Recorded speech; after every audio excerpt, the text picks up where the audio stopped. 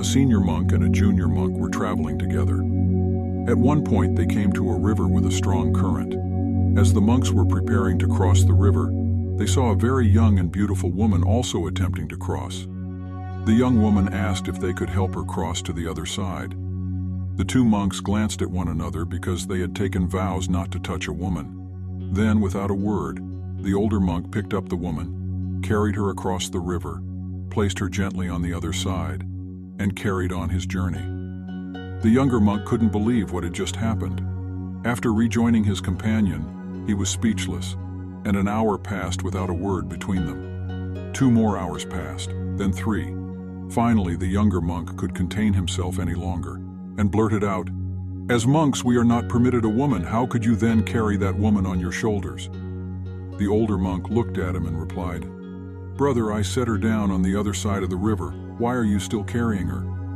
This simple Zen story has a beautiful message about living in the present moment.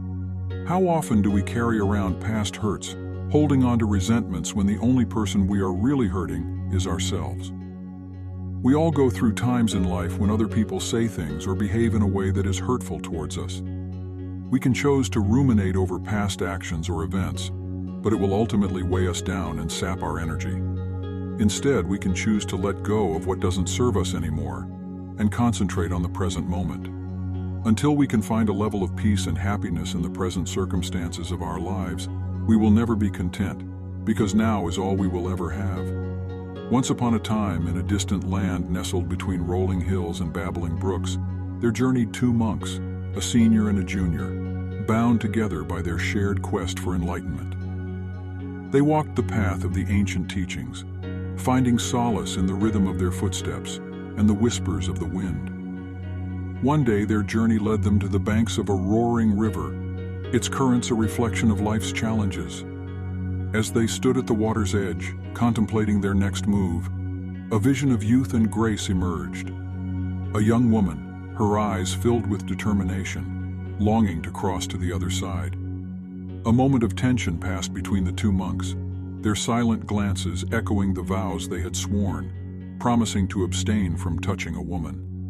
Yet, like the river's ceaseless flow, the currents of compassion surged within the senior monk. He stepped forward, his heart embracing the plea of the young woman. Without hesitation, the elder monk extended his arms, cradling her delicate form within them. The weight of her presence rested lightly on his being as he embarked on a graceful dance with the river. The currents obeyed his ancient rhythm, parting before him like a symphony of nature's harmonies. On the distant shore, he gently set the woman down, her gratitude flowing like a melody in the wind. Without a word, the monks continued their journey, the splendor of the moment etched into their souls. The junior monk, burdened by his own doubts and convictions, carried the weight of unanswered questions within him. An hour turned to 2, and then 3, as the unspoken words festered like a stormy sea. Unable to contain himself any longer, he questioned the senior monk's actions, seeking clarity amidst his turmoil. "Brother," he implored, "as monks we are bound by our vows, yet you carried that woman across the river. How could you? How could you disregard our solemn promise?" The elder monk's gaze met the younger one's, a river of wisdom flowing between them. He spoke softly, his words carrying the weight of ages. "My dear brother, I set her down on the other side of the river. Why then do you continue to carry her in your heart?" The junior monk was struck by the profundity of his companion's words, a realization dawning upon him like the first rays of sunrise. In that instant, he understood that the past, like the river's currents, could either be a burden or a bridge. He had clung to his judgments and fears, allowing them to weigh him down, while the senior monk had embraced the present moment and let go, unburdened by regret. This Zen parable, woven into the fabric of time, whispers of the power of living in the now. How often do we carry the baggage of yesteryears, allowing the shadows of past hurts to darken our path? Just as the senior monk released the weight of the woman, we too have the choice to release the weight of our past, to find liberation in the present moment.